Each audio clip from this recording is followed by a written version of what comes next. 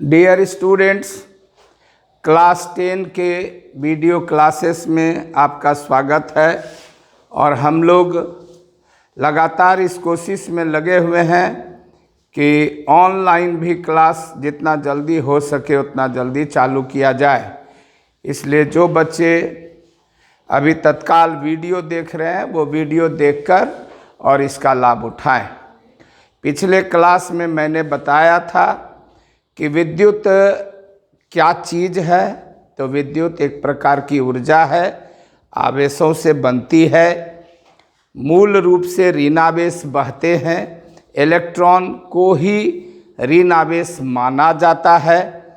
और ये जो सुनते हैं कि इकाई धन आवेश को लाने में किया गया कार्य विद्युत विभव है, तो ये सब एक केवल कल्पना है, एक परिभाषा है, न अनंत परिभाषित है और न हम वहाँ जा सकते हैं। कल के क्लास में हम आपका दर्शन कराए थे भोला बाबा से लाए थे गुलाम आवेश। वह सब तो समझाने के लिए आपको बताया जाता है। आज एक बात जानिए कि आप तो देख ही चुके हैं कि एक कूलाम आवेश में कितने ढेर सारे इलेक्ट्रॉन प्रोटॉन होते हैं, अरबों खरबों। अब मान लिया जाए कि आपने कहीं पर जमा कर लिया है ढेर सारा विभव, तो आप तो अनंत से लाए हैं। क्या आप लाए हैं? अनंत से क्या लाए हैं? एक कूलाम धन आवेश। तो जो विभव हुआ वो 1 वोल्ट हुआ। 2 कूलाम लाते तो 2 वोल्ट होता। 12 कूलाम लाए तो 12 वोल्ट हुआ। तो इसका मतलब यहाँ तो आवेश का बहुत जमाव है। जहाँ आवेश का बहुत जमाव है वह हो गया उच्च विभव। और प्रकृति का नियम है कि आवेश अकेला कभी नहीं रहता है, यह हमेशा युग्म में रहता है। जहाँ तक सवाल है प्रोटॉन का, तो काफ़ी भारी है। अब चलिए इसको हम लोग एक चालक तार से जोड़ देते हैं। कल आपको बताए थे चालक क्या है, तो जिससे आसानी से आवेश का संचरण हो सके वह चालक है। अब ये चालक किस चीज़ से बना है? तो चालक भी तो बना है परमाणु से। मान लीजिए यह चालक कॉपर है, तो कॉपर भी तो परमाणु से बना है। और कॉपर के बाहरी कक्षा में, या तो कॉपर जो होता है उसके बाहरी कक्षा में, ये तो नाभिक में है प्रोटॉन, बाहरी कक्षा में या तो 1 इलेक्ट्रॉन है या 2 इलेक्ट्रॉन है।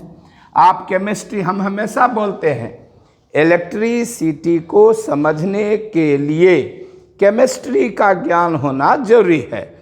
किसी भी परमाणु में भीतरी कक्षा होती है, कोर कक्षा, और एक सबसे बाहरी कक्षा होती है, उसी के इलेक्ट्रॉन फ्री हैं। अब आप ही समझिए कि यहाँ से कौन दौड़ेगा, इस तार में कौन दौड़ेगा, प्रोटॉन या इलेक्ट्रॉन? जाहिर है कि इलेक्ट्रॉन दौड़ेगा, क्योंकि प्रोटॉन की मात्रा तो काफ़ी अधिक है।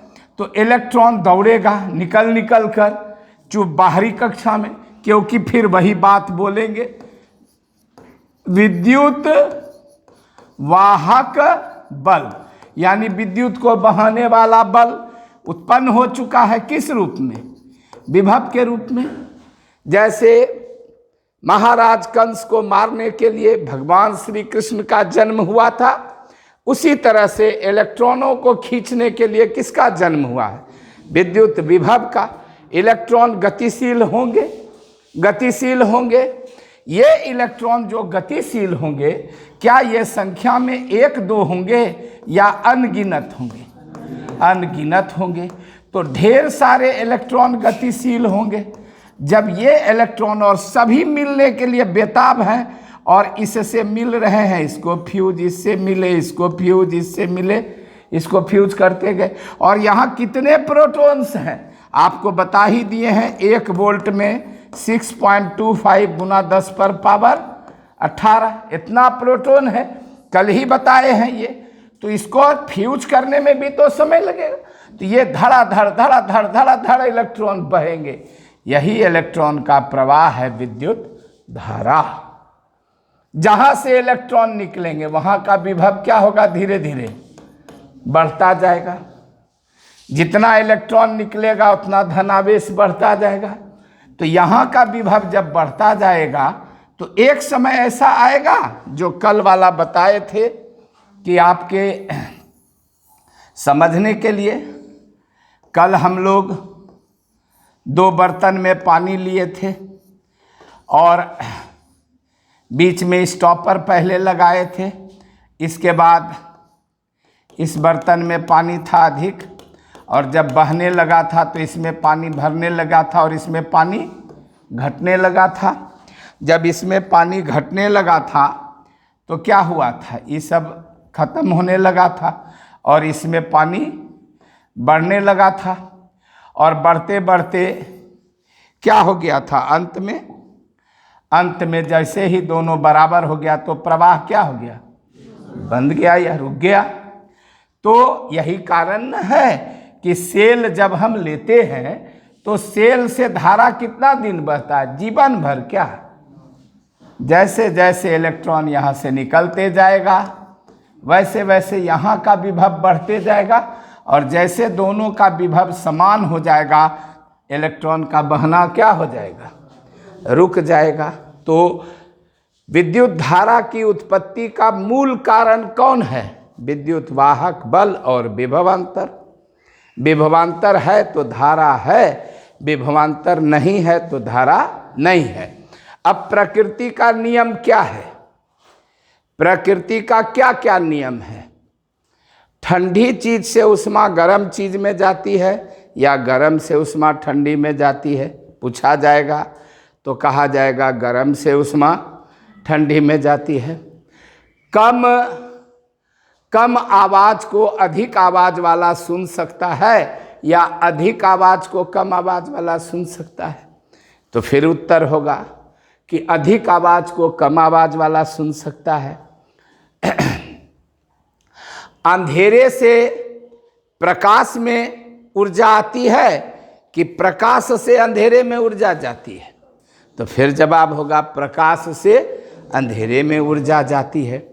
छत से पानी नीचे गिरता है कि नीचे से पानी अपने आप छत में चढ़ता है, तो फिर जवाब होगा कि छत से पानी नीचे गिरता है। तो ऊर्जा का प्रवाह हमेशा उच्च विभव से निम्न विभव की ओर होता है, लेकिन यहाँ इलेक्ट्रॉन किधर बह रहा है, निम्न विभव से उच्च विभव की ओर। ये तो उल्टा हो गया भाई, ये तो उल्टा हो गया कि इलेक्ट्रॉन बह रहा है निम्न विभव से उच्च विभव की ओर, लेकिन ऊर्जा तो हमेशा उच्च विभव से निम्न विभव की ओर बहती है। अतः विद्युत धारा के प्रवाह की दिशा को हमेशा इलेक्ट्रॉन के प्रवाह की दिशा के क्या माना जाता है, विपरीत माना जाता है। इसलिए आज से लेके मेडिकल इंजीनियरिंग बड़े बड़े कॉलेजों में पढ़ने तक, मैं थोड़ा ऊपर क्लास में उठ के पढ़ा रहा हूँ 10th से ऊपर, ये करंट कन्वेंशनल करंट कहलाती है। कन्वेंशनल करंट, मान्य धारा, वास्तविक धारा नहीं है। वास्तविक धारा तो ये है, बह रहा इधर। कभी मछली को देखिएगा तैरते, पानी जिधर चलता है मछली उसके उल्टी तैरती है। दिमाग में रखिएगा, इसको दिमाग में रखना है।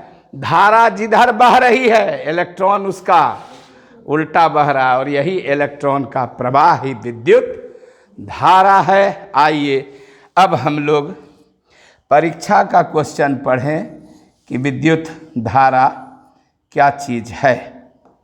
ठीक है, परीक्षा के प्रश्न को पढ़ें।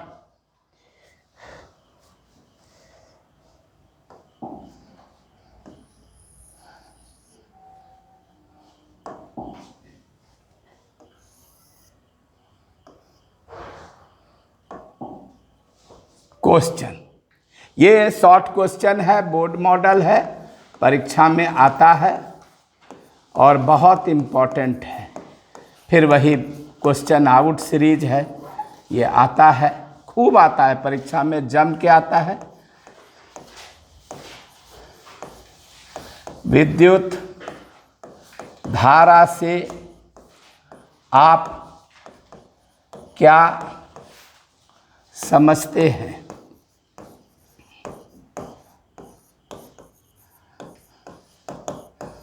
क्लियर? आंसर, आइए आंसर लिखें।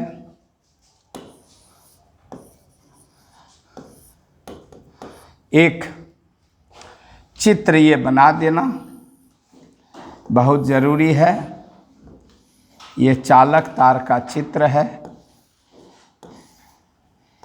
इलेक्ट्रॉन को इधर बहते हुए दिखा देना।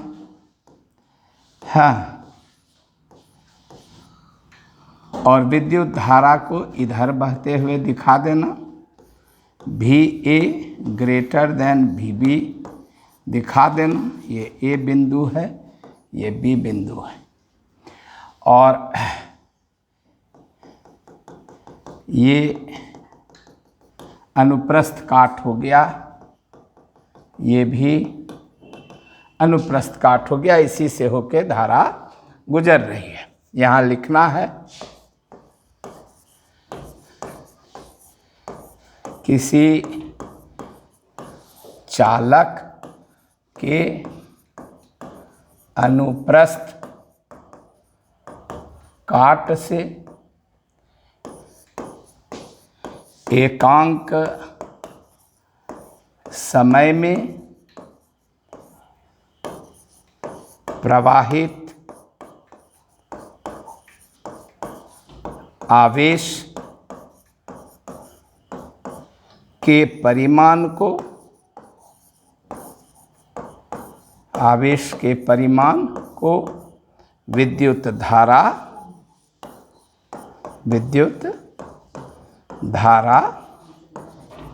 कहते हैं। ठीक, इसका संकेत कैपिटल I या स्मॉल I और सूत्र I बराबर Q/T है।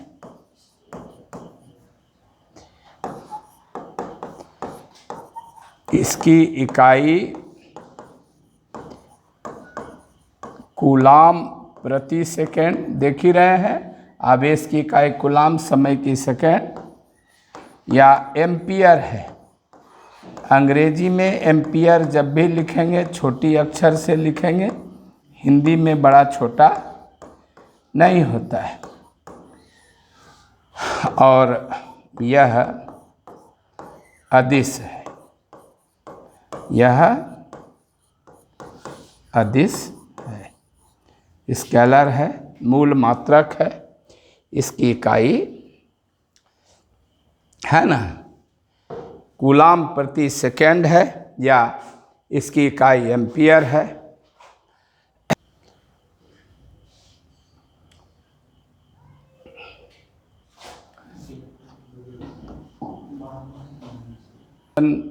एक बहुत छोटा सा शॉर्ट क्वेश्चन लिख देते हैं। विद्युत धारा में परिमाण है और दिशा दोनों है। परिमाण भी है और दिशा भी है, दोनों है। फिर भी यह अदिश क्यों है? विद्युत धारा में तो परिमाण भी है और विद्युत धारा में तो दिशा भी है। तो भाई साहब, विद्युत धारा में तो परिमाण भी है और विद्युत धारा में दिशा भी है, तो फिर ये अदिश काहे है? यह अदिश है क्यों?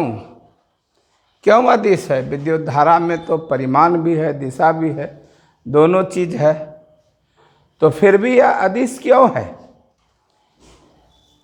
है ना? एक काम करिए, आइए रफ में एक सेल लीजिए, एक तार लीजिए,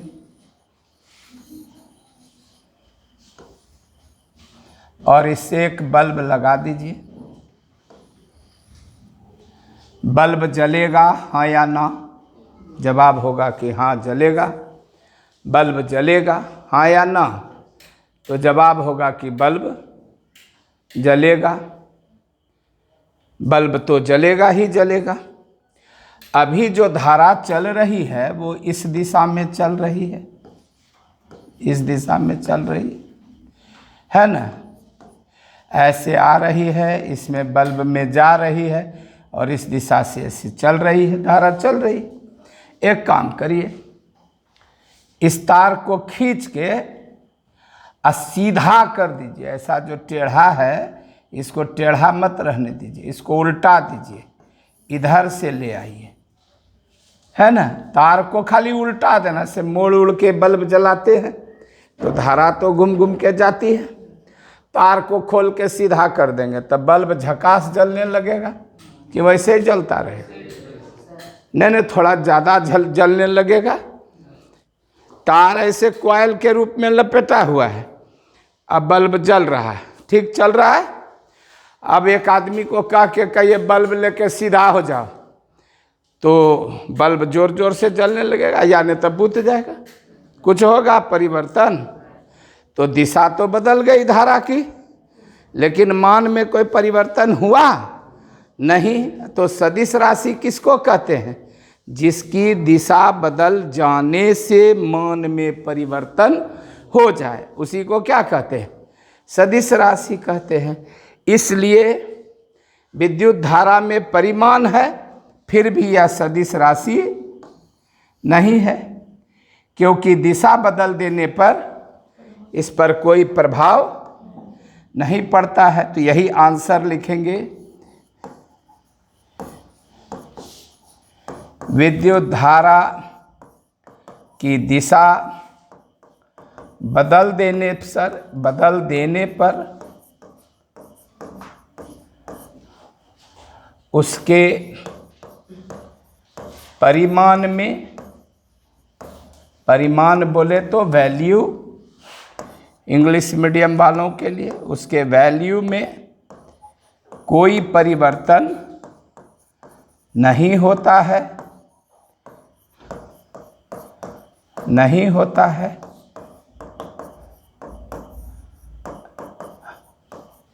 इसलिए दिशा होते हुए भी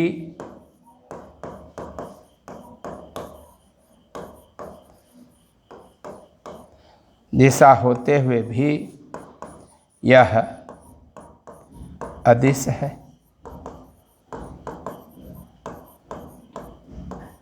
क्लियर?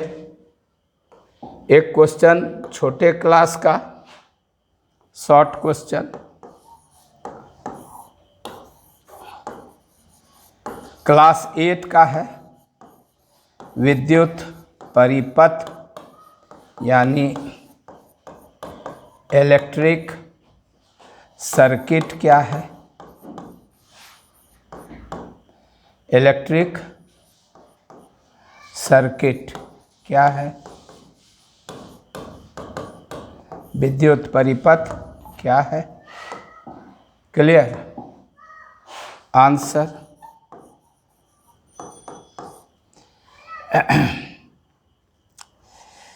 किसी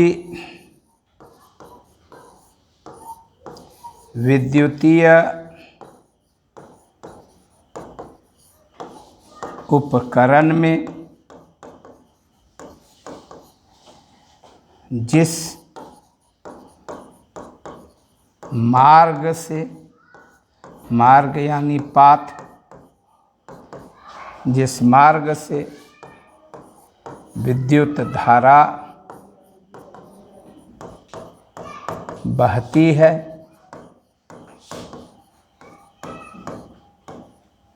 उसे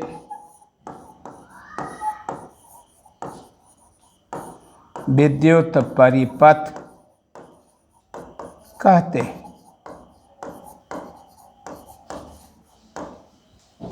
क्लियर? किसी भी विद्युतीय उपकरण में जिस मार्ग से होकर विद्युत धारा बहती है उसे विद्युत परिपथ कहते हैं। यही विद्युत परिपथ की परिभाषा है, उसको विद्युत परिपथ कहते हैं। क्लियर?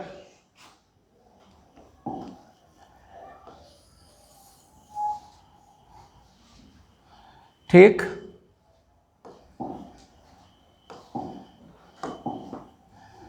यह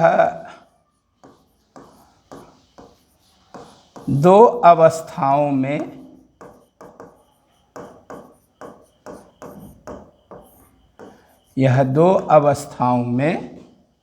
रहता है। पहला खुला परिपथ। खुला परिपथ का अर्थ होता है, ओपन सर्किट का अर्थ होता है जैसे आप बल्ब को जलाने के लिए प्लग में बंद कर देते हैं स्विच को, बस बल्ब जल जाता है और खींच लेते हैं, खुल गया तो बल्ब क्या हो जाता है? बंद। तो यहाँ उल्टा माने होता है, खुला परिपथ। इस समय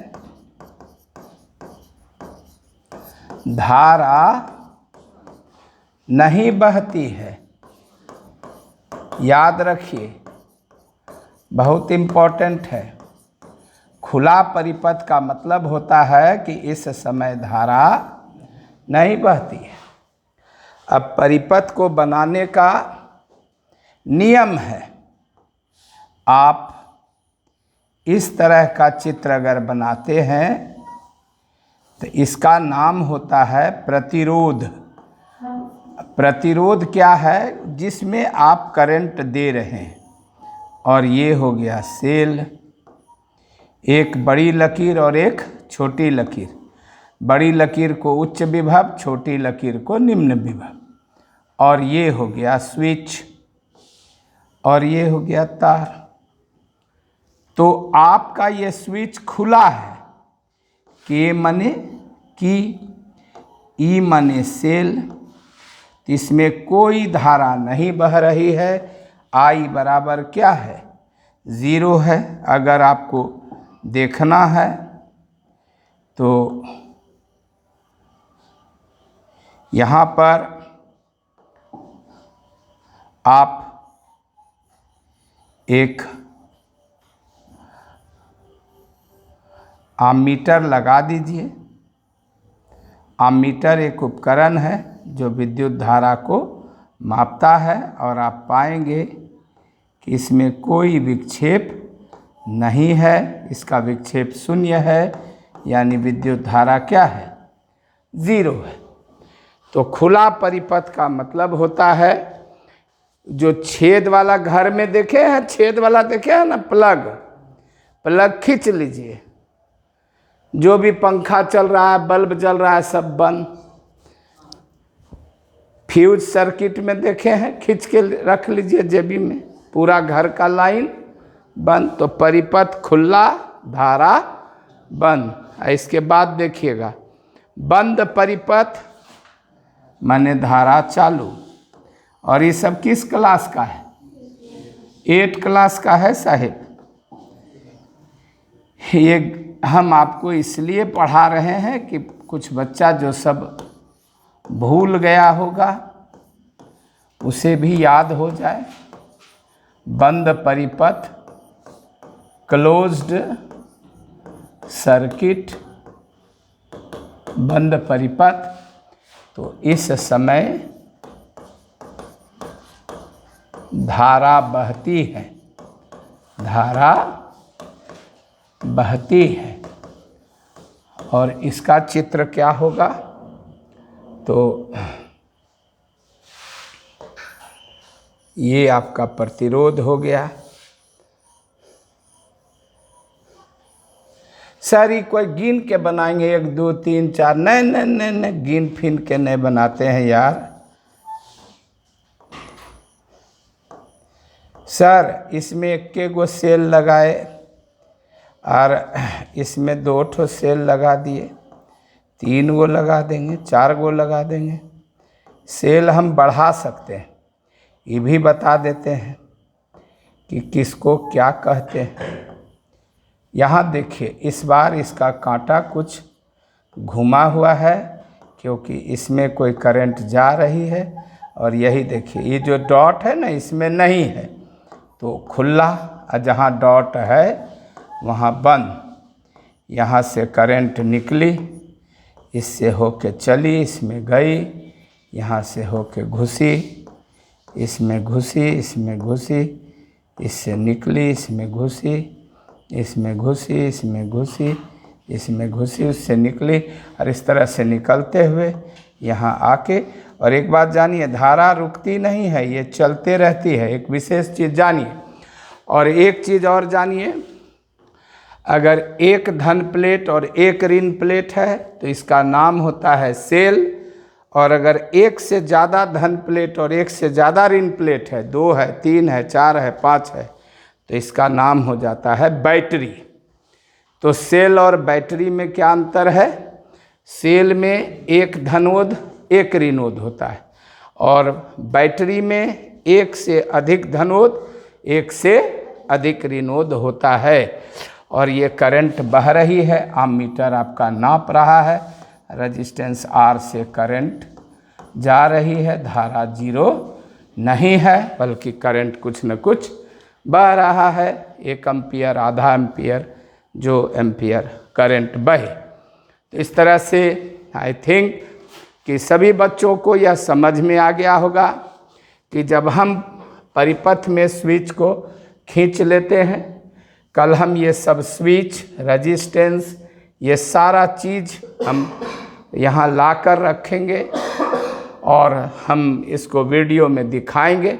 कल वाला वीडियो बहुत इम्पॉर्टेंट होगा, उसको आप घर पर देखिएगा तो आपको समझ में आएगा कि क्या चीज़ है रेजिस्टेंस, क्या है करंट, क्या चीज़ क्या है। हाँ, आज हम लोग और थोड़ा सा आगे बढ़ते हैं और देखते हैं कि आगे और हम आपके लिए क्या कर सकते हैं।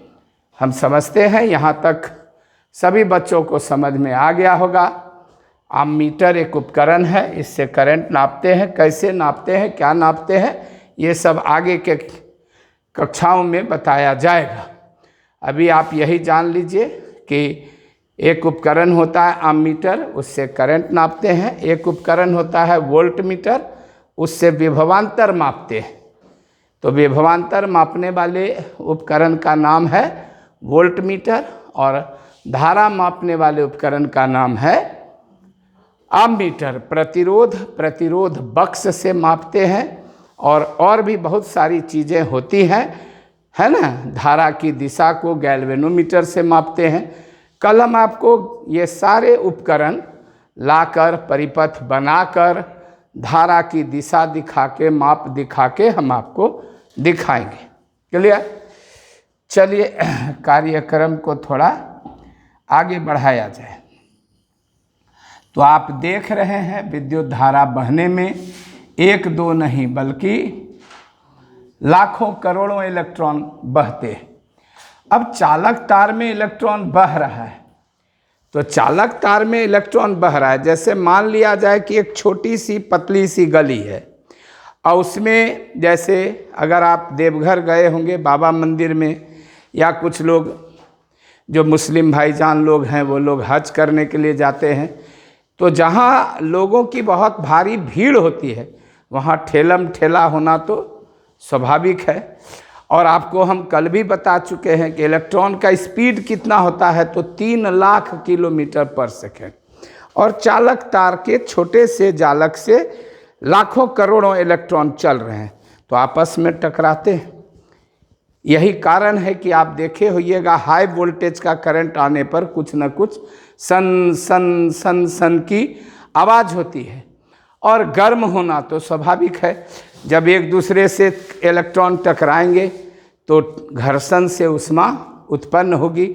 यही कारण है कि किसी चालक तार से धारा बहाने पर वह चालक तार क्या हो जाता है, गर्म हो जाता है। तो यही ये जो टकराने के कारण, अब जैसे आप कहीं भीड़ में जाते हैं, किसी से टक्कर हो जाता है तो उलट के वो बोलता है अरे अरे मारबो मुँह फुला दो, ना भैया सॉरी सॉरी आप बोलते हैं। जो आप भी गड़ तो मुँह फुला देंगे, जोरी चक्कर मार ले जो मारी तो मुँह फुला दो, मार हो जाता है। उसका दो गो उधर छिड़ियाता है, 4 गो। तो कभी कभी बहुत हाई वोल्टेज करंट में आप स्पार्किंग होते देखे होइएगा तार में, ये वही प्रतिरोध का नतीजा है। तो हमारा अगला क्वेश्चन है आपके लिए मोस्ट इम्पॉर्टेंट, एकदम क्वेश्चन आउट सीरीज। वो क्वेश्चन क्या है ना, बोर्ड मॉडल है। यह क्वेश्चन है प्रतिरोध, रेजिस्टेंस क्या है, रेजिस्टेंस क्या है, इसको क्या पढ़ते हैं, रेजिस्टेंस। प्रतिरोध क्या है, रेजिस्टेंस क्या है, ठीक। आइए इसको देखते हैं, प्रतिरोध क्या है।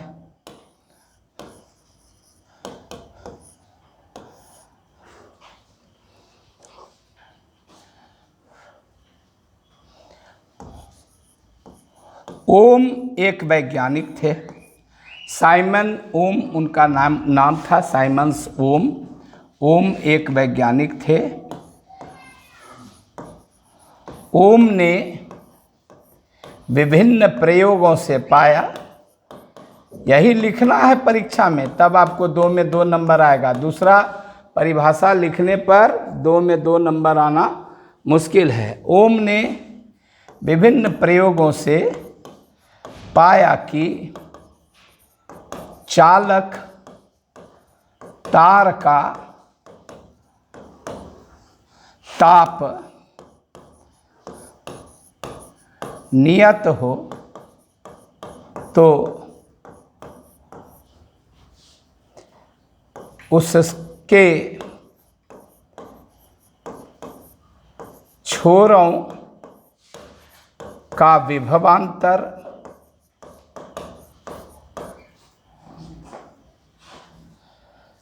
इससे बढ़िया होगा ये लिखें,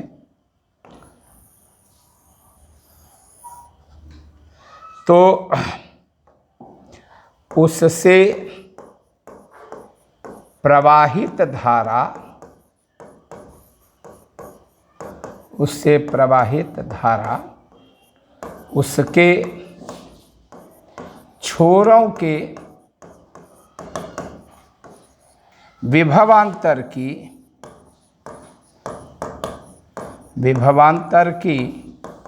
समानुपाती होती है,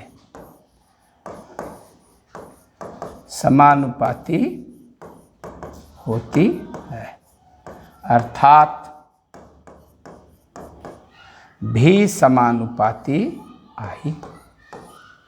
इसलिए भी बराबर, आप तो जानते हैं समानुपाती के चिन्ह को हटाने के लिए एक नियतांक देते हैं, भी बराबर आर गुना आई। यहाँ आर एक समानुपाती नियतांक है, आर एक समानुपाती नियतांक है। इसका मान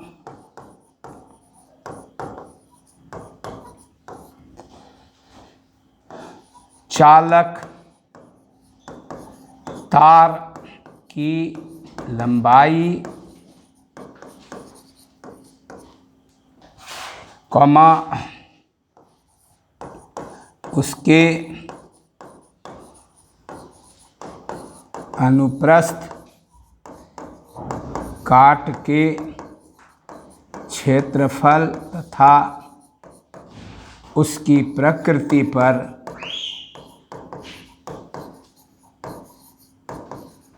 निर्भर करती है, निर्भर करती है। माने आप कुछ चीज़ समझने का कोशिश करिए। कुछ लोग कहेंगे कि ये परिभाषा काफ़ी बड़ा है, लेकिन आप उसकी बातों पर ध्यान मत दीजिए।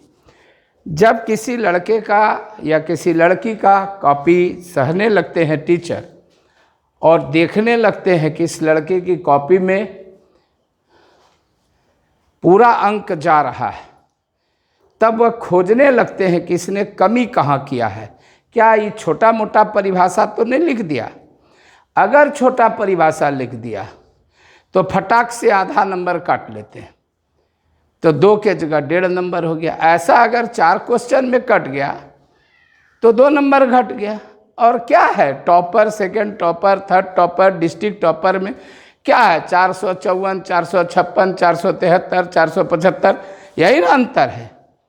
अतः जिससे हो सके वो ये लिखिएगा। फिर हम कमज़ोर बच्चों के लिए एक छोटा वाला भी लिख देंगे। आपको कल ही बताए थे, गुड़ जितना दीजिएगा मीठा उतना होगा, तो विभवांतर जितना ज़्यादा धारा उतना ज़्यादा। और समानुपाती के चिन्ह को हटा के नियतांक लाते हैं, तो ये नियतांक ही प्रतिरोध है। R for resistance, R for प्रतिरोध। तो अगर तार लंबा होगा, आप देखे होइएगा हीटर में कॉइल के जैसा तार होता है। काहे सीधा तार काहे नहीं देता है? इसलिए कि हीटर को अधिक प्रतिरोध चाहिए, तब ना अधिक उष्मा। कहाँ ज़्यादा मारपीट होगा? जहाँ ज़्यादा इलेक्ट्रॉन टकराएगा। 2 गो लड़का लड़ रहा है तो कै गो मर्डर होगा? ज़्यादा से ज़्यादा दोनों एक दूसरा को मार देगा। लेकिन जहाँ लाख आदमी टकरा रहा है तो वहाँ 50-60 हज़ार भी घुलट सकता है कि नहीं? तो जितना लंबा तार उतना प्रतिरोध ज़्यादा। फ्यूज का तार पतला रखते हैं, काहे? जितना पतला तार उतना प्रतिरोध ज़्यादा। तो प्रतिरोध का मान किस पर निर्भर करता है? लंबाई पर, मोटाई पर। अब तांबे का तार लिए, एल्युमिनियम का तार लिए, आज समान लंबा लिए, समान मोटा लिए। जैसे एक क्लास में सब लड़का 15 बरस का बैठा रहता है, तो क्या सबको बराबर नंबर आता है परीक्षा में? तो वही है प्रकृति। प्रकृति माने, अगर आप 1 मीटर लंबा तांबा का तार लीजिए, 1 मीटर लंबा लोहा का तार लीजिए, 1 मीटर लंबा सोना का तार लीजिए, और 1 मिलीमीटर मोटा लीजिए सबको, तो सबका तो भाई लंबाई सेम है, मोटाई भी सेम है, तो प्रतिरोध समान आना चाहिए। ना ना ना, सबका प्रतिरोध अलग अलग होगा, तो उसके प्रकृति पर भी निर्भर करती है। यहाँ R एक समानुपाती नियतांक है।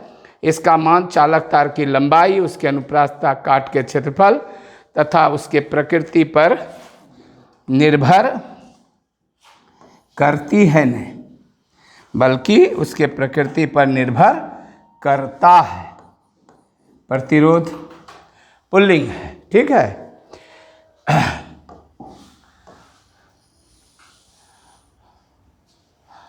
R को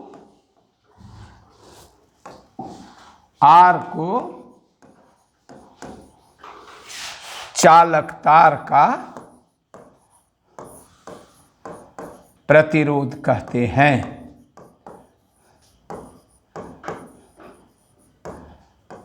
प्रतिरोध कहते हैं।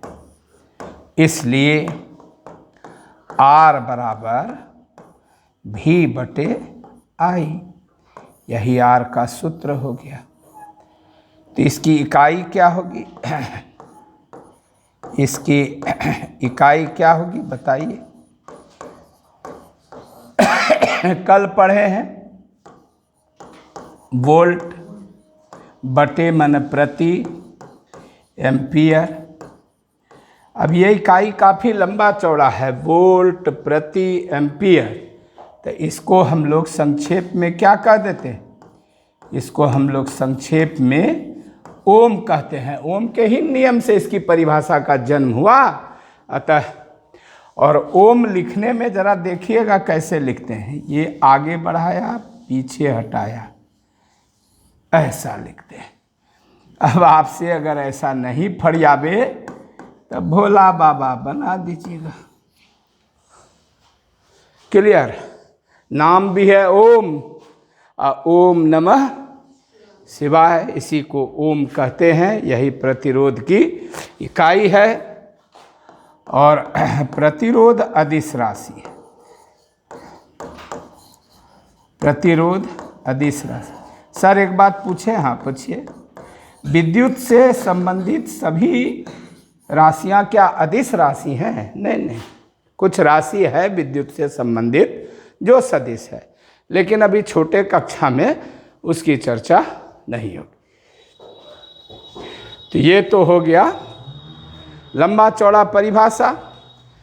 अब इसको थोड़ा सा छोटा में हम लिख के दिखाते हैं कि हम इतना बड़ा नहीं लिखेंगे सर, कोई ऐसा उपाय लगाइए ना प्लीज़ सर।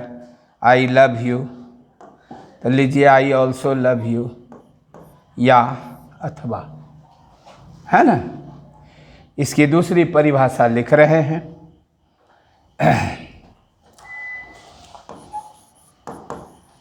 स्थिर ताप पर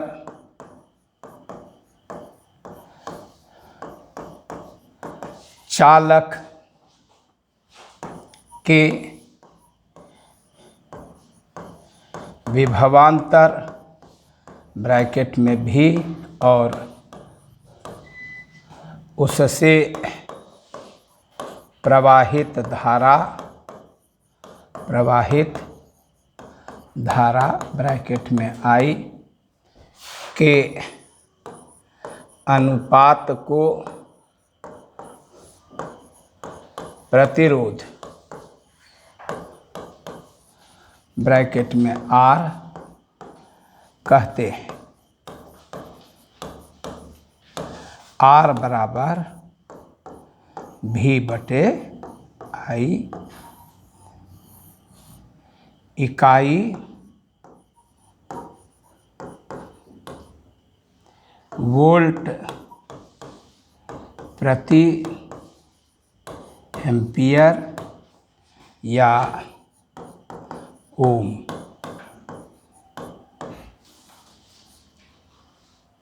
यह अदिश है। लीजिए, छोटा हो गया, ये छोटा परिभाषा हो गया। क्लियर? ठीक।